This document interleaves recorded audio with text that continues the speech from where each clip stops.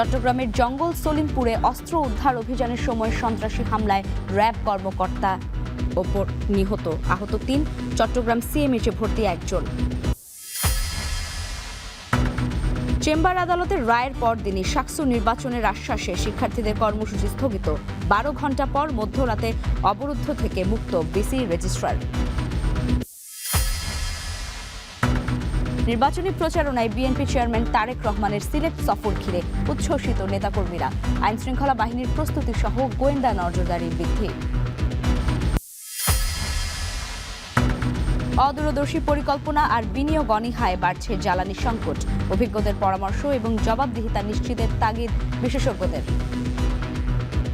এই এলপিজি কোম্পানিগুলোর লাইসেন্স বাতিলের উদ্যোগ নেয়নি, কোনো ব্যবস্থায় না করে সরকার একেবারে ছোট জগন্নাথ হয়ে গেছে এবং সরকার অকার্যকর হয়ে গেছে। এবং বিদেশে মৃত প্রবাসীদের ক্ষতিপূরণ আদায়ে প্রতারণার ফাঁদ। বেসরকারি ল ফার্মকে দায়িত্ব দেওয়ার আগে সচেতন হওয়ার পরামর্শ।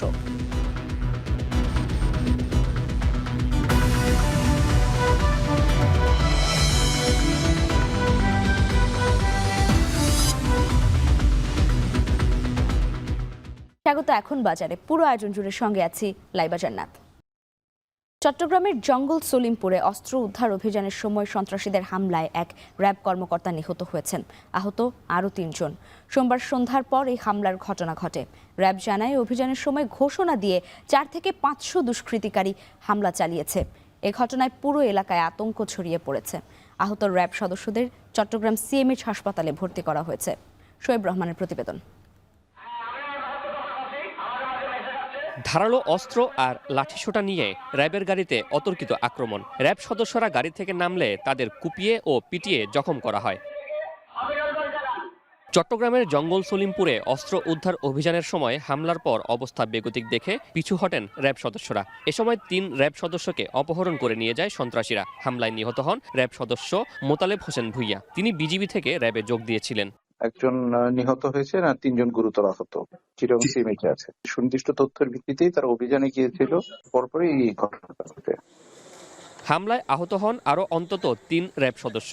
আহতদের উদ্ধার করে চট্টগ্রাম সম্মিলিত সামরিক হাসপাতালে নেওয়া হয়। পাশাপাশি বাড়তি ফোর্স মোতায়েন করে আইনশৃঙ্খলা বাহিনী। পাহাড় অধ্যুষিত জঙ্গল সলিমপুরে সরকারি প্রায় ৩,১০০ একর জমি অবৈধভাবে দখল করে চলছে রমরমা বাণিজ্য। এর আগেও একাধিকবার সন্ত্রাসীদের উচ্ছেদ অভিযানে গেলে প্রশাসন ও আইনশৃঙ্খলা বাহিনীর ওপর হামলা হয়। শোয়েব রহমান, এখন চট্টগ্রাম। জাতীয় নির্বাচন ঘনিয়ে আসলেও উদ্ধারের অপেক্ষায় নরসিংদী জেলা কারাগার থেকে লুট হওয়া ৫,০০০-এরও বেশি গুলি, কার্তুজ এবং ২৭টি অস্ত্র। অপরদিকে প্রায়ই খুন এবং সহিংসতার ঘটনা ঘটেছে এই জেলায়। ভোটের মাঠে কতটুকু প্রভাব ফেলবে এসব অস্ত্র এবং গুলি? নির্বিঘ্ন ভোট কতটুকু সম্ভব হবে এই জেলায়? এসব প্রশ্নের উত্তর খুঁজেছেন রাকিবুল ইসলাম, আর ছবি তুলেছেন কাউসার আহমেদ। খুন ও সহিংসতার জনপদ হিসেবে পরিচিত নরসিংদী। ইতিমধ্যে ঘোষণা হয়েছে নির্বাচনের তফসিল, এসেছে নতুন বছর। অপরদিকে নরসিংদী জেলা কারাগার থেকে লুট হওয়া সবগুলো অস্ত্র এবং গোলাবারুদ এখনো উদ্ধার হয়নি। আওয়ামী লীগ সরকারের পতনের আগে ২৪ সালের ১৯শে জুলাই হামলা, ভাঙচুর ও আগুন দেয়া হয় নরসিংদী জেলা কারাগারে। সেই সময় পালিয়ে যায় কারাগারে থাকা ৮২৬ কয়েদি। এছাড়া কারাগার ভাঙচুরের সময় লুট করা হয় ৮৫টি অস্ত্র ও ৮,০০০-এরও বেশি গুলি ও কার্তুজ। এরপর আত্মসমর্পণ ও গ্রেপ্তারের মাধ্যমে প্রায় ৭০০ পলাতক কয়েদিকে কারাগারে ফেরানো হয়। তবে এখনও উদ্ধার হয়নি ৫,০০০ রাউন্ডের বেশি কার্তুজ ও গুলি। লুট হওয়া ৮৫টি অস্ত্রের মধ্যে বিগত ১.৫ বছরে ৫৮টি উদ্ধার হলেও এখনও খোঁজ নেই ২৭টি অস্ত্রের। জেলখানার অস্ত্র ছাড়াও বিদেশি নাগরিক এসে নরসিংদীর চরাঞ্চলে অস্ত্র তৈরি করছে বলে দাবি স্থানীয় রাজনীতিবিদদের। আর যারা অস্ত্রের পলিশ করে তারা তো রাজনীতিবিদ না, তাদের কাজ হচ্ছে যে কোনো রাষ্ট্রকে বা সমাজকে অস্থিতিশীল করা, অস্থিতিশীল করে তাদের ব্যক্তিগত ফায়দা লুটানোর জন্য। আমাদের চরাঞ্চলের সহিংসতার জন্য এবং রায়পুরার চরাঞ্চলের সহিংসতার জন্য যে বার্মা থেকে কিছু নাগরিক অস্ত্রগুলি তৈরি করছে।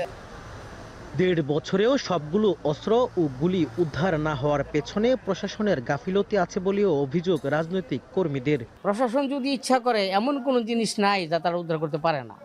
প্রশাসনের ব্যর্থতা বলবো, এবং প্রশাসনের অনিচ্ছা এবং তাদের সদিচ্ছা থাকার অভাবেই অস্ত্রগুলো উদ্ধার হচ্ছে না। কোনো কারণে যদি এই অস্ত্র প্রশাসন উদ্ধার করতে না পারে, তাহলে এখানে নির্বাচন সুষ্ঠু হবে সাধারণ ভোটার হিসেবে আমি এটা মনে করি না। এটা হতেই হবে, এই অস্ত্র যেভাবেই হোক প্রশাসনকে উদ্ধার করতেই হবে। হত্যা বেড়ে যাচ্ছে চরাঞ্চলে, আর বিগত নির্বাচনের সময় যে অস্ত্রগুলি ছিল এখনো এই অস্ত্রগুলি রশিদিতে বিদ্যমান, তার সাথে যোগ হয়েছে জেলখানা থেকে লুট হওয়া অস্ত্রগুলি। পুলিশ বলছে লুট হওয়া সবগুলো অস্ত্র ও গুলি নির্বাচনের আগেই উদ্ধারের চেষ্টা চলছে। অস্ত্র উদ্ধার করার আমরা চেষ্টা করতেছি, আর মানুষের হাতে অস্ত্র থাকলে তো এটার একটা প্রভাব তো সমাজে আছেই। তবে আমরা চেষ্টা করতেছি, আমরা খুব দ্রুত ইনশাল্লাহ বাকি যে অস্ত্রগুলো এখন উদ্ধার হয়নি, আমাদের অভিযান নিয়মিতভাবে চলতেছে এবং যৌথ অভিযানের মাধ্যমে আমরা অস্ত্রগুলো উদ্ধার করব। বিগত এক বছরে জেলায় শতাধিক খুনের ঘটনা ঘটেছে, যেগুলোর পেছনের কারণ হিসেবে উঠে আসে রাজনৈতিক প্রতিহিংসা ও আধিপত্য বিস্তার। রাকিবুল ইসলাম, এখন নরসিংদী। অবরুদ্ধ হওয়ার প্রায় 12 ঘন্টা পর অবশেষে মুক্ত হলেন সিলেটের শাহজালাল বিজ্ঞান ও প্রযুক্তি বিশ্ববিদ্যালয়ের উপাচার্য, রেজিস্ট্রার সহ প্রশাসনিক ভবনে অবস্থান করা শিক্ষকরা। তবে আজ সকাল 10টা থেকে আবারও নির্বাচনের দাবিতে ক্যাম্পাসে অবস্থান সহ দিনভর নানা কর্মসূচি পালনের ঘোষণা দিয়েছে শিক্ষার্থীরা। রাত 12:30টায় শাকসু নির্বাচনের জন্য আন্দোলনরত শিক্ষার্থীদের সাথে বৈঠক করেন তারা। পরে বৈঠকে বিশ্ববিদ্যালয়ের উপাচার্য আইনি লড়াই করে যত দ্রুত সম্ভব শাকসু নির্বাচনের ব্যবস্থা করার আশ্বাস দেন তাদের। এমন আশ্বাসে বিশ্ববিদ্যালয়ের প্রশাসনিক ভবনের সামনে থেকে কর্মসূচি তুলে নেওয়া হয় এবং খুলে দেওয়া হয় প্রশাসনিক ভবন। এর আগে সোমবার সকাল থেকে শাকসু নির্বাচনের দাবিতে বিক্ষোভ সহ নানা কর্মসূচি পালন করেছে শিক্ষার্থীরা। এক পর্যায়ে হাইকোর্টের রায়ে শাকসু নির্বাচন স্থগিতের খবরে বিক্ষুব্ধ হয়ে উপাচার্য, রেজিস্ট্রার সহ কয়েকজনকে ভেতরে রেখেই বিশ্ববিদ্যালয়ের প্রশাসনিক ভবনে তালা দেন আন্দোলনকারীরা।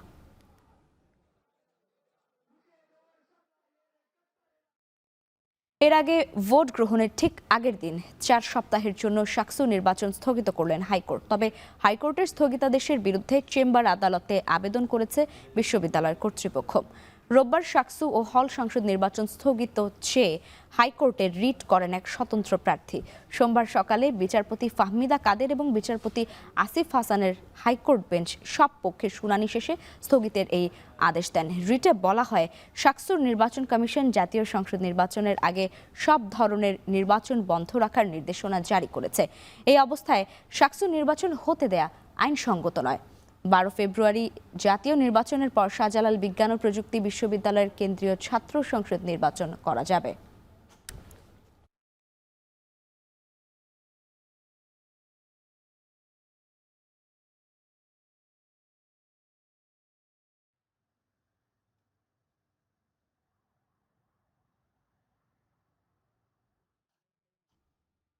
জাতীয় নির্বাচনের প্রচারণা সিলেট থেকে শুরু করতে যাচ্ছেন বিএনপির চেয়ারম্যান তারেক রহমান। 22 জানুয়ারি সিলেট সফরে হযরত শাহজালাল এবং শাহপরানের মাজার জিয়ারত করবেন তিনি। বিএনপির চেয়ারম্যান হিসেবে দায়িত্ব নেওয়ার পর ঢাকার বাইরে এটি তার প্রথম সফর। এই সফর ঘিরে উচ্ছ্বসিত দলীয় নেতাকর্মীরা। সকল প্রস্তুতি গ্রহণ করেছে আইনশৃঙ্খলা বাহিনীও। গোলজার আহমেদের প্রতিবেদন, ছবি তুলেছেন অনিল পাল। সিলেট থেকেই বহুবার শুরু হয়েছে বাংলাদেশের জাতীয় রাজনীতির গুরুত্বপূর্ণ অধ্যায়। রাজনীতিতে দীর্ঘদিনের রেওয়াজ, নির্বাচনী প্রচারণার সূচনা হয় সিলেটের মাজার জিয়ারতের মধ্য দিয়ে। এই নগরী থেকেই রাজনৈতিক যাত্রা শুরুর ঐতিহ্য বহুকাল ধরে চলছে। সেই ধারাবাহিকতায় সিলেট দিয়েই প্রচারণার ক্ষণ শুরু করেছেন বিএনপির চেয়ারম্যান তারেক রহমান। 1991 সালে যে সিলেট থেকে নির্বাচনী প্রচারণা শুরু করেছিলেন বেগম খালেদা জিয়া, মায়ের দেখানোর পথেই তারেক রহমানের যাত্রা। 21 জানুয়ারি রাতে বিমানযোগে সিলেটে পৌঁছানোর কথা রয়েছে তারেক রহমানের। পরদিন 22 জানুয়ারি হযরত শাহজালাল ও হযরত শাহপরান রাহমাতুল্লাহি আলাইহের মাজার জিয়ারত শেষে সকাল 10টায় সিলেটের চৌহাট্টা এলাকার আলিয়া মাদ্রাসা মাঠে নির্বাচনী জনসভায় যোগ দেবেন তিনি। এই সিলেটের সমাবেশে সুনামগঞ্জের জেলার নেতৃবৃন্দরা বা ওই অঞ্চলের যারা দলের প্রার্থী হয়েছেন তারাও যোগ দিবেন। আমাদের সিলেটেরও 6টি সংসদীয় আসনের যিনারা দানের শীষের প্রার্থী বা জোটের প্রার্থী আছেন যোগ দিবেন। তো সুতরাং আমরা একটি আনন্দ পরিবেশে আমরা এই সমাবেশটি সফল করতে চাই। বৃহৎ রাজনৈতিক দলের কর্ণধার আমাদের দলের চেয়ারম্যান জনাব তারেক রহমান আমরা সিলেটি হিসাবে আমরা খুব গর্ব করি, কারণ উনি নিজের থেকেই বলেছেন উনি হাফ সিলেটি। আমাদের সাধারণ মানুষের মধ্যেও কিন্তু একটা বাড়তি উত্তেজনা এবং আনন্দ আছে। আমাদের তারেক রহমানের সিলেট আগমন ঘিরে জেলার সর্বত্র সর্বোচ্চ সতর্ক অবস্থান নিয়েছে পুলিশ। পাশাপাশি জোরদার করা হয়েছে গোয়েন্দা নজরদারিও। সমাবেশ সফল করতে ঐক্যবদ্ধ সিলেট বিএনপির নেতাকর্মীরা। আমরা আশাবাদী স্মরণকালের বৃহত্তম জনসমাবেশটি সিলেট আলিয়া মাদ্রাসা মাঠে অনুষ্ঠিত হবে, যেটি সভাটি শুরু করব আমরা সকাল 10টায়। আমাদের সিলেট জেলাতে বিশেষ করে হলো বিশ্বনাথ থানা এবং হলো ফেঞ্চুগঞ্জ থানায় উনি হয়তো বা পথসভা করতে পারেন, এরকমই আমরা সংবাদ পেয়েছি। এই বিষয়ে আমরা অলরেডি নজরদারি বৃদ্ধি করেছি এবং আমাদের গোয়েন্দা তথ্য সংগ্রহ করছে যাতে ওনার ভ্রমণকালীন সময় যাতে কোনো ধরনের আইনশৃঙ্খলা পরিস্থিতি অবনতি না ঘটে। তারেক রহমানের সিলেট সফর ঘিরে রাজনৈতিক অঙ্গনে যেমন উত্তাপ, তেমনি সাধারণ মানুষের মধ্যে রয়েছে কৌতূহল ও প্রত্যাশা। বুজ্জার আহমেদ, এখন সিলেট। ক্রমেই প্রকট হচ্ছে জ্বালানি ও বিদ্যুৎ খাতের সংকট। হুমকিতে দেশের জ্বালানি নিরাপত্তা। বিশেষজ্ঞরা বলছেন, সরকারের অদূরদর্শী পরিকল্পনা আর বিনিয়োগ অনীহার কারণেই ঘনীভূত হচ্ছে এই সংকট। পরিস্থিতি সামাল দিতে তাই অভিজ্ঞ আন্তর্জাতিক প্রতিষ্ঠানের পরামর্শ নেয়ার আহ্বান জ্বালানি বিশেষজ্ঞদের। নাইম কামালের প্রতিবেদন। 2008 সালে নতুন গ্যাস সংযোগ বন্ধ করে দেয় সরকার। ফলে আবাসিক ও শিল্প খাতে ব্যাপক হারে বেড়ে যায় এলপিজির চাহিদা। পরিস্থিতি সামাল দিতে তখন পুরোদমে এলপিজি আমদানি শুরু করে বেসরকারি কোম্পানিগুলো। ধীরে ধীরে আমদানি নির্ভর হয়ে পড়ে এ খাত। আমদানি সহজলভ্যতায় কমতে থাকে দেশীয় কূপ থেকে উৎপাদনের পরিমাণ। পেট্রোবাংলার তথ্য বলছে, গত এক বছরে গ্যাস উত্তোলনে নিয়োজিত 5টি কোম্পানির মধ্যে 4টিরই উৎপাদন কমেছে। এক বছরের ব্যবধানে বাংলাদেশ গ্যাস ফিল্ডস কোম্পানির উৎপাদন কমেছে 523 মিলিয়ন ঘনমিটার। তবে বাপেক্সের প্রায় 14% বাড়লেও ধারাবাহিকভাবে কমেছে বাকি প্রতিষ্ঠানগুলোর। এছাড়া পুরনো পাইপলাইনের লিকেজ, ব্যাংকিং জটিলতায় এলসি খুলতে না পারা সহ মোট 8 কারণে সংকটে পড়েছে এ খাত। দেশের জ্বালানি খাতের এমন সংকটের পেছনে দেশীয় উৎপাদনকারী প্রতিষ্ঠানের দক্ষতার অভাব আর বিনিয়োগে সরকারের অনীহাকে দুষছেন জ্বালানি বিশেষজ্ঞরা। সরকার নিজস্ব অর্থাৎ বাপেক্স পেট্রোবাংলার মাধ্যমে চেষ্টা করছে। তো আমরা তো গত 10 বছর দেখলাম বাপেক্স পেট্রোবাংলার প্রচেষ্টার ফলাফল আমরা দেখেছি। স্বাভাবিকভাবে আমরা খুব একটা আশাবাদী না, এটা আশাব্যঞ্জক না। তাদের যে প্রচেষ্টা সেটা আশাব্যঞ্জক না। তাহলে যেই কথাটা বলা হলো যে অবশ্যই তাদের কারিগরি দক্ষতার অভাব আছে, বিনিয়োগের অভাব আছে, প্রচুর পরিমাণ টাকা লাগে আসলে এগুলো মানে উৎপাদন বৃদ্ধি করার ক্ষেত্রে যেসব কর্মকাণ্ড করতে হয় তাতে প্রচুর পরিমাণ বিনিয়োগ প্রয়োজন হয় এবং সেই বিনিয়োগ কিন্তু ঝুঁকিপূর্ণ হতে পারে। অর্থাৎ আমি বিনিয়োগ করেও আমার উৎপাদন নাও বৃদ্ধি পেতে পারে। তো এই যে ঝুঁকিপূর্ণ বিনিয়োগ, সেখানে আমাদের একটা ডেফিনেটলি ঘাটতি আছে, অভিজ্ঞতার ঘাটতি আছে, টেকনিক্যাল নো হাউ টেকনোলজির ঘাটতি আছে। তথ্য বলছে, দেশে দৈনিক গ্যাসের চাহিদা 380 কোটি ঘনফুট, বিপরীতে সরবরাহ করা হচ্ছে 258 কোটি ঘনফুট। এতে প্রতিদিন ঘাটতি তৈরি হচ্ছে 122 কোটি ঘনফুট। জ্বালানি বিশেষজ্ঞ শামসুল আলম বলছেন, এমন সংকটে ক্ষতিগ্রস্ত হচ্ছে সাধারণ মানুষ, যে কারণে সরকারকে জবাবদিহিতার মধ্যে আনার দাবি জানান তিনি। সরকার নিজে আমদানি করছে না, সরকার লাইসেন্স উন্মুক্ত করছে না, এই এলপিজি কোম্পানিগুলোর লাইসেন্স বাতিলের উদ্যোগ নেয়নি, কোনো ব্যবস্থায় না করে সরকার একেবারে ছুত জগন্নাথ হয়ে গেছে এবং সরকার অকার্যকর হয়ে গেছে। তো এই অবস্থায় এগুলো ব্যবস্থা যেখানে নেওয়া হয় না, তার মানে এই সমস্ত সরকারি কর্তৃপক্ষ মানে সরকার ভোক্তাদের কাছে বা ভোক্তাদের নিকট এই কার্যক্রমের দ্বারা তারা অপরাধ মূল্য বিশ্বাসভঙ্গের অভিযোগে অভিযোগ। এমন পরিস্থিতিতে সংকট কাটাতে এলপিজি আমদানির অনুমতি দেওয়া হয়েছে পেট্রোলিয়াম কর্পোরেশনকে। আমদানির মাধ্যমে কতটা সংকট কাটবে সেটি এখন দেখার অপেক্ষা। নাইম কামাল, এখন, ঢাকা। মৃত প্রবাসীদের ক্ষতিপূরণেও দেশের রেমিটেন্স প্রবাহে গতি বাড়ে।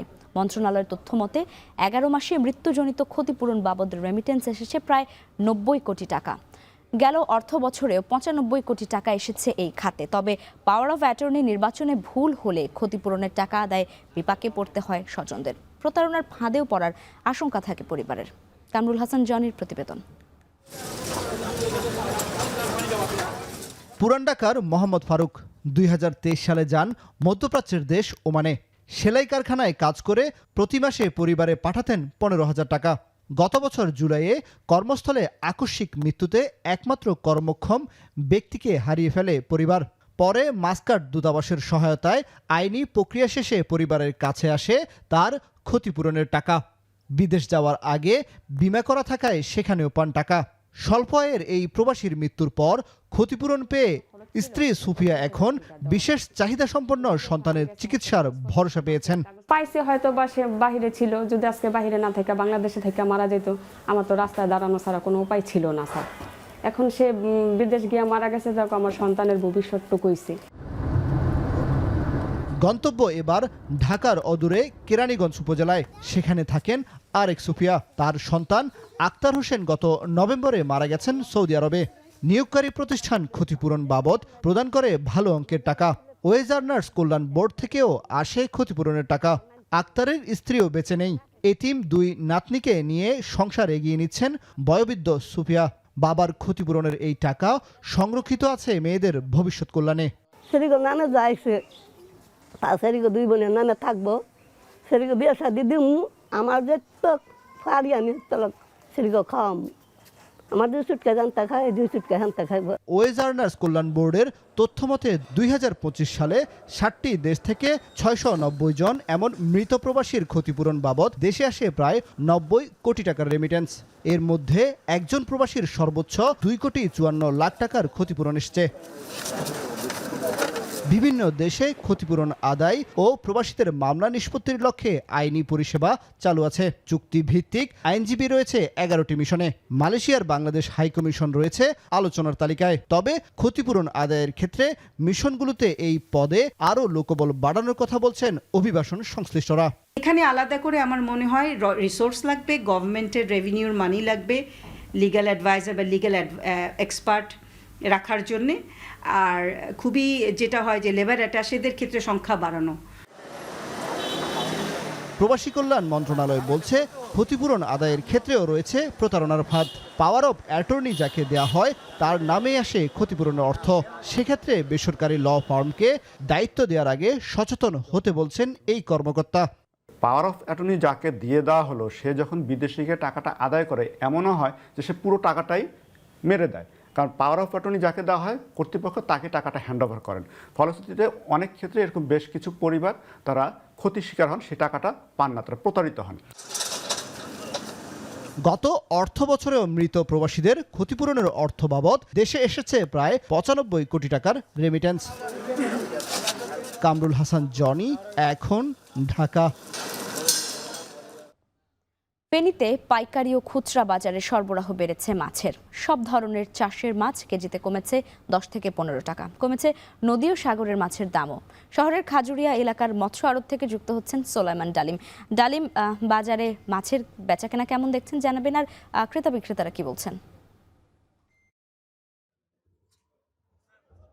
লাইবা, আজকে বাজারের যে চিত্র সেটি গত 2 সপ্তাহের চিত্র থেকে একটু ভিন্ন। আজকে বাজারে মাছের সরবরাহ কিছুটা বেড়েছে। আমরা কথা বলেছি এখানকার যারা মাছের বিক্রেতা রয়েছেন এবং দেশের বিভিন্ন প্রান্ত থেকে যারা এই বাজারটিতে মাছ নিয়ে এসেছেন তাদের সাথে, তারা বলছেন যে শীতের যে তীব্রতা এবং তাপমাত্রা কিছুটা বাড়ার কারণে কিন্তু বাজারে মাছের সরবরাহ বেড়েছে। বিশেষ করে মাছের যে খামারগুলো রয়েছে, যেসব জায়গায় মাছ চাষাবাদ করা হচ্ছে, এইসব জায়গা থেকে মাছ কিন্তু সেচ দিয়ে ধরা হচ্ছে, যার ফলশ্রুতিতে বাজারে প্রচুর পরিমাণ চাষের মাছ এসছে। আমরা দেখছি আমাদের সামনেই রুই, কাতল, মৃগেল, তেলাপিয়া সহ বিভিন্ন ধরনের চাষের মাছ রয়েছে।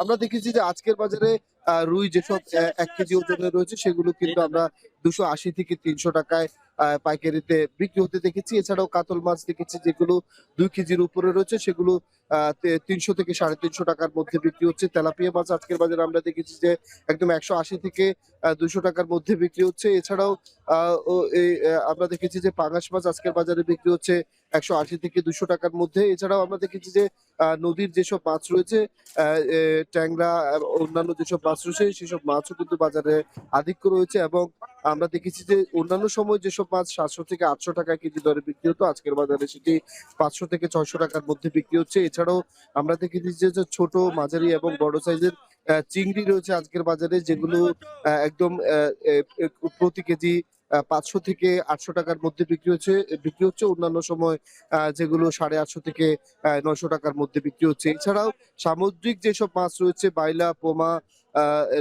লইট্টা সহ অন্যান্য সামুদ্রিক যেসব মাছ, সেসব মাছের সরবরাহ কিন্তু আজকের বাজারে আমরা বেড়েছে দেখেছি। যেসব মাছ কিন্তু প্রতি কেজি ৩০০-৩৫০ টাকার মধ্যেও গত ২ সপ্তাহ আগেও বিক্রি হচ্ছে, সেসব মাছ কিন্তু আজকের বাজারে ২৮০ থেকে ২৫০ টাকার মধ্যে বিক্রি হচ্ছে। কথা বলেছি আমরা এ বাজারে যারা বিক্রেতা রয়েছেন তাদের সাথে। বিক্রেতারা আমাদেরকে যেমনটি জানিয়েছেন যে শীতের যে তীব্রতা সেটি কমার কারণে মাছের যে বিভিন্ন উৎস থেকে মাছ ধরা পড়ছে এবং বাজারে আসছে, যার ফলশ্রুতিতে বাজারে মাছের সরবরাহ বেড়েছে। সরবরাহ বাড়ার কারণে কিন্তু মাছের দাম কিছুটা কমে এসছে। অপরদিকে বাজারে যারা কিনতে এসছেন ক্রেতা রয়েছেন তাদের সাথে আমরা কথা বলছি। তারা বলছেন যে গত ২ সপ্তাহের ব্যবধানে আজকের যে বাজার পরিস্থিতি, সে বাজার পরিস্থিতি কিছুটা সন্তোষজনক রয়েছে, যার ফলশ্রুতিতে তাদের মধ্যেও এক ধরনের স্বস্তি বিরাজ করছে। তবে ক্রেতারা যেটি বলছেন যে মাছের এই যে একটি ভরা মৌসুম, এই মৌসুমে মাছের দাম যদি আরো কিছুটা কমে তাহলে তাদের মধ্যে আরো স্বস্তি বিরাজ করবে। এবং অপরদিকে বিক্রেতারা যেটি বলছেন যে আমরা যেই খাজুরিয়ার পাইকারি বাজার রয়েছে, এই পাইকারি বাজার থেকে খুচরা বাজারেও আমরা দেখেছি যে মাছের দাম পাইকারি বাজারে যেমন কমেছে, খুচরা বাজারেও ঠিক তেমনটি রয়েছে মাছের দামের যে পরিস্থিতি। এ ছিল ফেনীর খাজুরিয়া থেকে আমাদের কাছে সর্বশেষ। ধন্যবাদ আপনাকে। দর্শক, ফেনী থেকে মাছের বাজারের খবর জানাচ্ছিলেন সোলাইমান ডালিম। ভূগর্ভস্থ পানির স্তর নিচে নেমে যাওয়ায় বরিশালে দেখা দিয়েছে পানির সংকট। এ অবস্থায় আশার আলো দেখাচ্ছে নগরীর দুটি সারফেস ওয়াটার ট্রিটমেন্ট প্ল্যান্ট। দীর্ঘ ১ দশক পর অবশেষে প্ল্যান্ট দুটি চালুর উদ্যোগ নিয়েছে সিটি কর্পোরেশন। আমিনুল ইসলামের ক্যামেরায় অমিত হাসানের প্রতিবেদন। দীর্ঘ প্রায় ১০ বছর বন্ধ বরিশাল নগরীর বেলতলা ও রূপতলী এলাকার দুটি সারফেস ওয়াটার ট্রিটমেন্ট প্ল্যান্ট। এতে প্ল্যান্টের বেশিরভাগ যন্ত্রপাতি অচল হয়ে পড়েছে, নষ্ট হয়েছে গুরুত্বপূর্ণ সরঞ্জাম, অনেক যন্ত্রাংশও হয়েছে চুরি। বরিশাল নগরীর বাসিন্দাদের পানির চাহিদা মেটাতে নগরীর রূপাতলী ও বেলতলা এলাকায় এরকম দুটি সারফেস ওয়াটার ট্রিটমেন্ট প্ল্যান্ট নির্মাণ করা হয়েছিল। কথা ছিল প্ল্যান্ট দুটির মাধ্যমে নগরবাসীর পানির চাহিদা মেটানো হবে। কিন্তু ১০ বছর পার হয়ে গেলেও নানা জটিলতার কারণে এখন পর্যন্ত চালু করা যায়নি প্ল্যান্ট দুটি, যার ভোগান্তি পোহাতে হচ্ছে নগরবাসীকে। কিন্তু ফের এই প্ল্যান্ট দুটি চালুর উদ্যোগ নিয়েছে বরিশাল সিটি কর্পোরেশন। এর মাধ্যমে নগরবাসীর পানির দুর্ভোগ কমে আসবে বলে ধারণা করছেন সংশ্লিষ্টরা। বর্তমানে ভূগর্ভস্থ পানির স্তর আশঙ্কাজনক হারে নিচে নেমে যাওয়ায় নগরীতে তীব্র পানির সংকট দেখা দিয়েছে। এমন পরিস্থিতিতে প্ল্যান্ট দুটি পুনরায় সংস্কার করে চালুর উদ্যোগ নিয়েছে বরিশাল সিটি কর্পোরেশন। নতুন করে বসানো হচ্ছে panel board, motor, pump, cable, filter সহ প্রয়োজনীয় আধুনিক যন্ত্রপাতি। যে খরচের প্রেক্ষিতে তারপরে আমরা মিনিস্ট্রির সাথে কথা বলি, কথা বলার পরে সর্বশেষ তারা একটা বরাদ্দ দেয়। সেই বরাদ্দের প্রেক্ষিতে আমরা টেন্ডার দিই। টেন্ডার দেওয়ার পরে ওটা কাজ চলমান আছে। এর ফলে আমাদের যে আন্ডারগ্রাউন্ড ওয়াটারের উপর যে চাপ বরিশাল শহরের নিচের দিকে দেবে দেওয়ার প্রবণতা, এটা কমে আসবে। অর্থাৎ আমরা আন্ডারগ্রাউন্ড ওয়াটারটা ঠিক রেখে আমরা নদীর পানিগুলো ট্রিটমেন্ট করে খাওয়ার উপযোগী করে আমরা সাপ্লাই দেবো। একসময় যেখানে ২০ ফুট নিচে ভূগর্ভস্থ পানির স্তর পাওয়া যেত, বর্তমানে তা নেমে গেছে ৪০ থেকে ৫২ ফুটে। ফলে নগরীর বিভিন্ন এলাকায় সুপেয় পানির সংকট প্রকট আকার ধারণ করেছে। এ অবস্থায় প্ল্যান্ট দুটি দ্রুত চালুর দাবি জানিয়েছে নগরবাসী। অন্তত যতটুকুন পানি প্রাপ্তি হবে ততটুকুন ভূগর্ভস্থ পানি থেকে আমরা পানির রেয়াত পাবো, এই আশাটুকু আমরা করতে পারি। এবং কোনো কারণেই যেন কোনো রকমের টালবাহনা না হয়, অচিরে এই ট্রিটমেন্ট প্ল্যান্ট দুটি যেন খুলে দেওয়া হয়।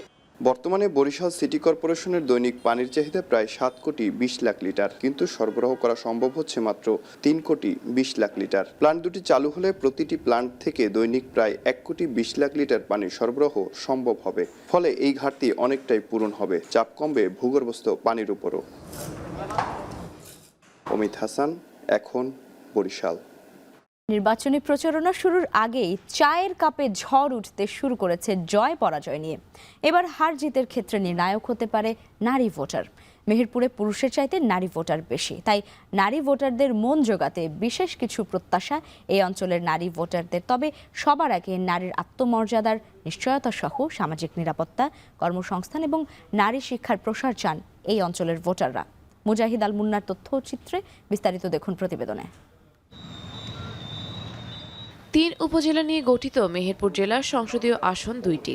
কৃষি ও রেমিটেন্স এই জেলার প্রধান অর্থনৈতিক চালিকা শক্তি। এছাড়াও গৃহপালিত পশু পাখি পালন করে স্বাবলম্বী এই অঞ্চলের নারীরা। শিক্ষাক্ষেত্রে নারীদের ঝরে পড়া কমাতে ও আইটি সেক্টর সহ শিক্ষিত নারীদের বিভিন্ন বিষয়ে প্রশিক্ষণের মাধ্যমে দক্ষ হিসেবে গড়ে তুলতে পারলে অর্থনীতিতে সমৃদ্ধ হবে এই জেলা। পুরো জাতির উন্নতির জন্য আমরা নারীকে পিছিয়ে রেখে কোনোভাবেই এগোতে পারবো না। তাহলে প্রকৃতপক্ষে নারীর প্রকৃত শিক্ষা অর্জনের ব্যবস্থা করতে হবে এবং তাদেরকে কর্মসংস্থানের সুযোগটা করে দিতে হবে। দৃষ্টিভঙ্গি পাল্টাইতে হবে, যে হচ্ছে মেয়েরা করছে কাজ সেটা হচ্ছে আগাই দিতে হবে। আমরা নারী হিসাবে মূল্যায়ন পাই, কোনো মানে পুরুষ নারী হিসাবে না, মানুষ হিসাবে যেন মূল্যায়ন পাই। শহরের বিভিন্ন এলাকায় ক্ষুদ্র ব্যবসা করছে নারীরা। এদের সকলেই চায় আত্মমর্যাদা, সমাজে তাদের অবস্থান, ব্যবসা চলার ক্ষেত্রে চায় নিরাপত্তা। মেহেরপুরের নারী কর্মসংস্থান সবচেয়ে কম, কিন্তু এদিক থেকে দেখতে গেলে আমরা যদি নারী কর্মসংস্থান গড়ে তুলতে পারি তাহলে আমাদের জন্য সবচেয়ে লাভজনক হবে বাংলাদেশের অর্থনীতিতে। নতুন যে সরকার আসছে তারা যেন আইটি সেক্টরটা ডেভেলপ করে এবং আমরা যেন বাইরের কাছ থেকে কাজ নিয়ে ঘরে বসে কাজ করতে পারি। সামনে যে সরকার আসবে তারা যেন নারীদের বিভিন্ন সুযোগ সুবিধা দেয়। সরকারের কাছে আমাদের একটাই চাওয়া, যাতে আমরা চ্যালেঞ্জের সম্মুখীন না হয়ে আমরা ঘর থেকে বাহিরে বের হয়ে এসে আমরা যাতে একটা উদ্যোক্তা হতে পারি। জেলা নির্বাচন অফিসের তথ্য মতে জেলায় মোট ভোটার 5,87,620 জন, যার মধ্যে 2টি আসনে নারী ভোটারের সংখ্যা বেশি। এবারে নির্বাচনে জয় পরাজয়ের ক্ষেত্রে বড় নির্ধারক হতে পারে নারী ভোটাররা। যে সরকারি আসুক না কেন, আমরা চাই একটা নারী বান্ধব পরিবেশ তৈরি হোক, নারীদের কর্মসংস্থানের ব্যবস্থা হোক। বাড়ির গৃহিণীদের দক্ষ হিসেবে গড়ে তুললে ও নারী উদ্যোক্তাদের বিনা শর্তে ঋণের ব্যবস্থা করতে পারলে অর্থনীতিতে সমৃদ্ধির পথে আরও এক ধাপ এগিয়ে যাবে মেহেরপুর, এমনটাই বলছেন নতুন ভোটাররা। এখন মেহেরপুর। ট্রাম্পের গ্রিনল্যান্ড দখলের হুঁশিয়ারির মধ্যেই এবার সেখানকার P2 স্পেস ঘাঁটিতে বিমান পাঠাতে শুরু করেছে যুক্তরাষ্ট্র। North American aerospace defence command x বার্তায় এই তথ্য নিশ্চিত করেছে। মূলত কানাডা, ডেনমার্ক ও যুক্তরাষ্ট্রের মধ্যে প্রতিরক্ষা সহযোগিতার অংশ হিসেবে এই বিমান মোতায়েনের কথা বলা হলেও গ্রিনল্যান্ড ইস্যুতে চলমান উত্তেজনার জেরে মার্কিন সামরিক বাহিনীর এই পদক্ষেপ নানান প্রশ্নের জন্ম দিচ্ছে। যদিও নর্থ আমেরিকান কমান্ড বলছে ডেনমার্কের সঙ্গে সমন্বয় করেই এই সিদ্ধান্ত নিয়েছে যুক্তরাষ্ট্র। এদিকে এনবিসি নিউজকে দেয়া এক সাক্ষাৎকারে ট্রাম্প মন্তব্য করেছেন, গ্রিনল্যান্ড দখলে বাধা দেয়া ইউরোপীয় দেশগুলোর ওপর শুল্ক আরোপের বিষয়ে তিনি শতভাগ নিশ্চিত। এখানে কোনো দ্বিধার অবকাশ নেই। প্রতিক্রিয়ায় ডেনমার্কের পররাষ্ট্রমন্ত্রী বলেছেন, হুমকি দিয়ে গ্রিনল্যান্ড দখল করতে পারবেন না ট্রাম্প।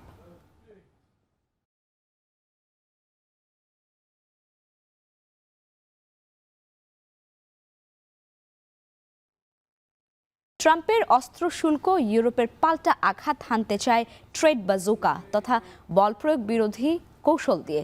এভাবেই খুব দ্রুত মারাত্মক রূপ নিতে পারে গ্রিনল্যান্ড সংকট। বলা হচ্ছে উচ্চ আমদানি মূল্যের প্রভাবে দুর্বলতম অবস্থানে চলে যেতে পারে দুদিকের অর্থনীতি। নুজহাত কামালের প্রতিবেদনে দেখুন বিস্তারিত। মার্কিন ভূখণ্ড থেকে অন্তত 5,000 কিলোমিটার দূরে বিশ্বের সবচেয়ে বড় দ্বীপটির দখল নিতে এবার শুল্ক আরোপের পথ বেছে নিল ট্রাম্প প্রশাসন। 1 ফেব্রুয়ারি থেকে যুক্তরাষ্ট্রের সাথে বৈদেশিক বাণিজ্যে 10% শুল্ক গুনতে হবে Denmark, Finland, France, Germany, Netherlands, Norway, Sweden এবং যুক্তরাজ্যকে। এরপরও কোনো সমঝোতায় না পৌঁছালে আগামী 1 জুন নাগাদ শুল্ক বেড়ে দাঁড়াবে 25%। এমন পরিস্থিতিতে জরুরি বৈঠকে ইউরোপীয় ইউনিয়নকে বল প্রয়োগ বিরোধী হাতিয়ার হিসেবে 2023 সালে গৃহীত ট্রেড বাজুকা নীতি সক্রিয় করার আহ্বান জানিয়েছেন ফরাসি প্রেসিডেন্ট ইমানুয়েল ম্যাক্রো। বলা হচ্ছে এ কৌশল প্রয়োগের মাধ্যমে ইউরোপের বাজারে খর্ব হতে পারে যুক্তরাষ্ট্রের প্রবেশাধিকার, আছে রপ্তানি নিয়ন্ত্রণ আরোপ সহ সম্ভাব্য পাল্টা ব্যবস্থার দীর্ঘ তালিকা। So anti-coercion instrument is a tool that allows the European Union and its member states to respond to economic or financial pressure from a third country that it applies this pressure to force some change in political direction of a member state or the Union. গেল বছর জুলাইয়ে EU ও যুক্তরাষ্ট্র অস্থায়ী বাণিজ্যের বিষয়ে সমঝোতায় পৌঁছালে পিছিয়ে যায় যুক্তরাষ্ট্রের বিরুদ্ধে পূর্ব ঘোষিত ৯,৩০০ কোটি ইউরোর প্রতিশোধমূলক শুল্ক আরোপের সিদ্ধান্ত। বার্তা সংস্থা রয়টার্সের তথ্য, এবার এই মোটা অঙ্কের শুল্ক আরোপের দিকে এগোচ্ছে ইউরোপীয় জোট। বিশ্লেষকরা বলছেন, বর্ধিত শুল্কের প্রভাবে এবছর মোট অর্থনৈতিক প্রবৃদ্ধির 1/4 হারাতে পারে Europe. The EU has really withstand US pressures that came with Trump administration. You know, we all remember the Liberation Day and the immense tariffs that Trump imposed on the European Union. At that time, the EU really resisted temptation to adopt retaliatory trade measures because they feared it could result in increased inflation, and also it could impact negatively the economic growth within the Union, but also the trade relations. অবশ্য 10% শুল্ক আরোপের তাৎক্ষণিক প্রভাবে মার্কিন অর্থনীতি ততটা ক্ষতিগ্রস্ত হবে না যতটা দীর্ঘমেয়াদে যুক্তরাষ্ট্রের সবচেয়ে বড় বাণিজ্যিক অংশীদারদের সাথে সম্পর্কের টানাপোড়েনের ফলে হবে। মার্কিন জনশুমারি ব্যুরোর তথ্য, 2024 সালে জার্মানির সাথে $23,600 কোটি, যুক্তরাজ্যের সাথে $14,770 কোটি, নেদারল্যান্ডসের সাথে $12,227 কোটি, ফ্রান্সের সাথে $10,300 কোটি এবং সুইডেন, নরওয়ে ও ফিনল্যান্ডের সাথে আরো কয়েক কোটি ডলারের বাণিজ্য করেছে যুক্তরাষ্ট্র। নুজহাত কামাল, এখন বিশ্ব। তীব্র শীত আর ঝড়ের পূর্বাভাসের মধ্যে এবার গাজার নতুন আতঙ্ক শ্বাসতন্ত্রের ভাইরাস। উপত্যকার স্বাস্থ্য অধিদপ্তরের এক কর্মকর্তার দাবি, দ্রুত সংক্রমণের আশঙ্কা থাকায় এই ভাইরাস গাজার স্বাস্থ্য ব্যবস্থাকে একেবারে ভেঙে দিতে পারে। গাজা সিটির আল শিফা স্বাস্থ্য কমপ্লেক্সের পরিচালক তুরস্কের রাষ্ট্রীয় সংবাদ সংস্থা আনাদোলুকে জানিয়েছেন, নতুন এই ভাইরাসের আক্রান্তদের অধিকাংশই শিশু ও বয়স্ক। আরও আশঙ্কার বিষয়, এই ভাইরাসে আক্রান্ত রোগীদের উপসর্গ ফ্লু বা করোনার মতো। স্বাস্থ্যকর্মীরা বলছেন, যে গতিতে মানুষের মধ্যে এই ভাইরাস সংক্রমিত হচ্ছে তা আগে দেখেননি তারা। এদিকে তীব্র শীতে বিপর্যস্ত গাজাবাসীর জন্য আরেক দুঃসংবাদ দিয়েছে আবহাওয়া দপ্তর। পূর্বাভাসে বলা হচ্ছে, কয়েকদিনের মধ্যে নতুন একটি ঝড় আঘাত হানতে পারে উপত্যকায়। গেল সপ্তাহে গাজার মিডিয়া অফিস জানিয়েছিল, বৈরী আবহাওয়ার কারণে গাজার 1,35,000 শরণার্থী তাঁবুর মধ্যে 1,27,000ই এখন ব্যবহারের অনুপযোগী।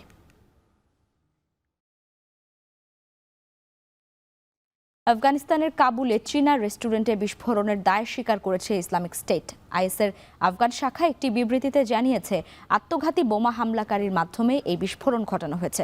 এর আগে সোমবার রাজধানী কাবুলের একটি রেস্তোরাঁয় ভয়াবহ বিস্ফোরণ ঘটে। এতে এক চীনা নাগরিক এবং 6 আফগান সহ মোট 7 জন নিহত হয়। শিশুসহ আহত হয় অন্তত 13 জন। কাবুল পুলিশের মুখপাত্র বলছেন, গুরুত্বপূর্ণ অফিস, শপিং কমপ্লেক্স ও বিভিন্ন দূতাবাস থাকায় এই বিশেষ অঞ্চলটিকে দেশের অন্যতম সুরক্ষিত জোন হিসেবে ধরা হতো। আরও জানা গেছে, এক চীনা মুসলিম ও স্থানীয় আফগান যৌথভাবে এই রেস্তোরাঁটি চালাতেন। চাইনিজ মুসলিম কমিউনিটিতে এটি খুব জনপ্রিয়ও ছিল।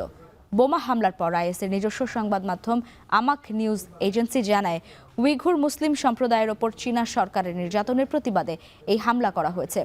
আফগানিস্তানের বসবাসরত চীনা নাগরিকদের ভবিষ্যতেও হামলার লক্ষ্যবস্তু হিসেবে বিবেচনা করা হবে।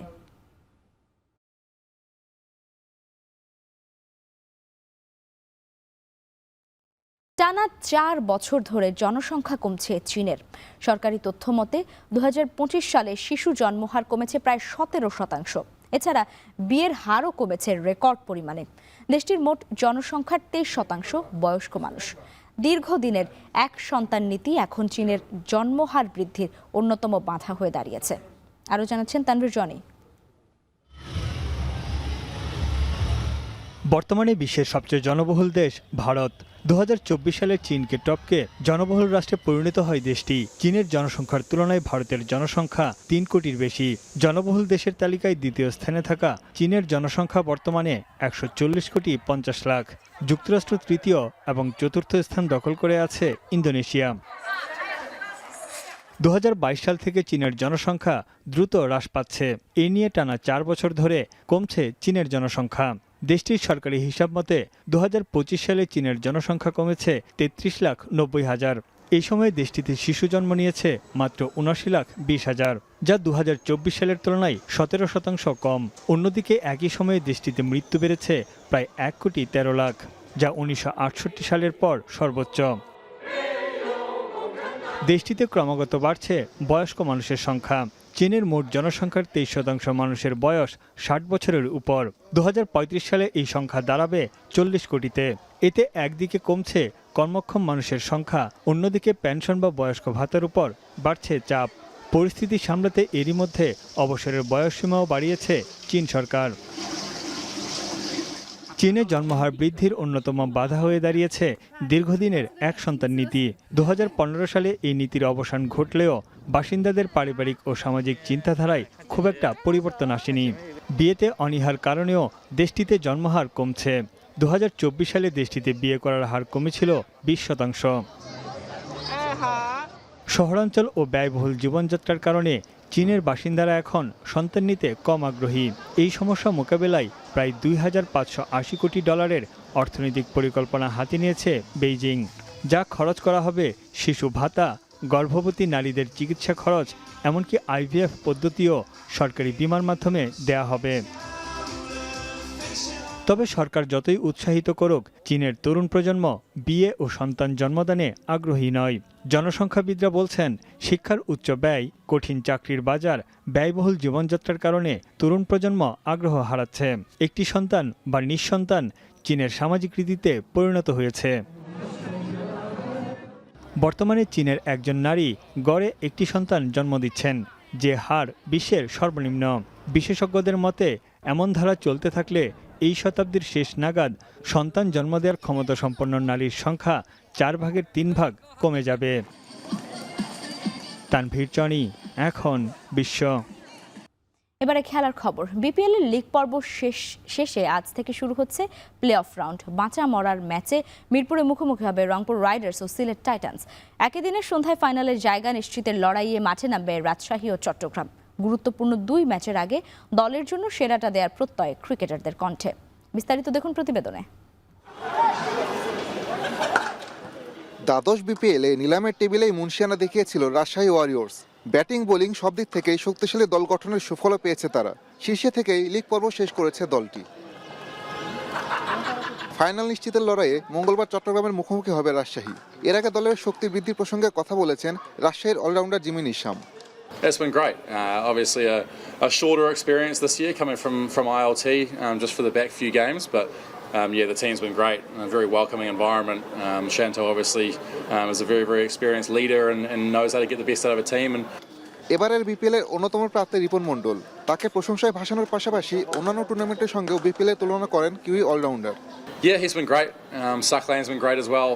We've had multiple guys, turning up and contributing. Mohammed Wazeem obviously was playing extremely well before he had to leave for national duty. So I think that's the most pleasing part about our performances since I got here is that it's been different guys contributing in most games. এদিকে বাঁচা মরার ম্যাচে রংপুরের মুখোমুখি হবে সিলেট। এই ম্যাচে জেতার পাশাপাশি ফাইনাল খেলতে চান সিলেটের English recruit Ethan Brooks. We've played some really good cricket in this tournament, so we're looking forward to the match tomorrow. I think we're all excited to play in a knockout game, and look, they're a strong side, Rangpur, so we know that we have to bring our best game tomorrow and play an attacking brand of cricket, but also be quite smart in terms of if wickets are lost or. দেখতে দেখতে শেষের পথে বিপিএলের দ্বাদশ আসর। শিরোপা লড়াই টিকে আছে 4টি দল। মর্যাদার ট্রফি জিততে নিজেদের সেরাটাই দিতে চান নিশাম ও ব্রুকস। আসাদুজ্জামান লিটন, এখন, ঢাকা।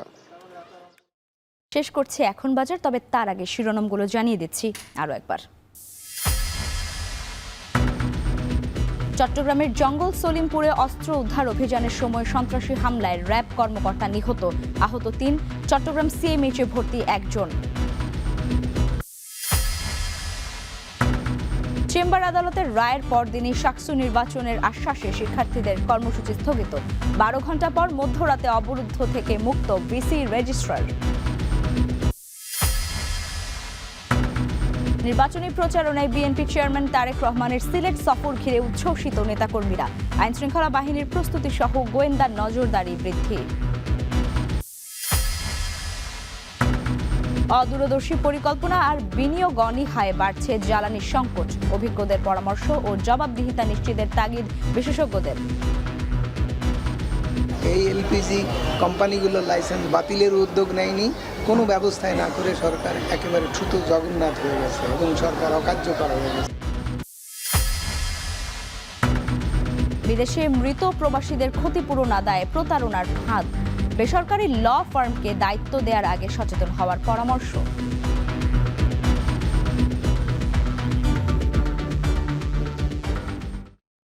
আর এই ছিল এখন বাজারে। এখন টেলিভিশন ওয়েবসাইটে দেখতে ভিজিট করুন এখন.tv। এছাড়া ফেসবুকে দেখতে ভিজিট করুন facebook.com/tv.এখন এবং ইউটিউবে দেখতে ভিজিট করুন youtube.com/c/echontv।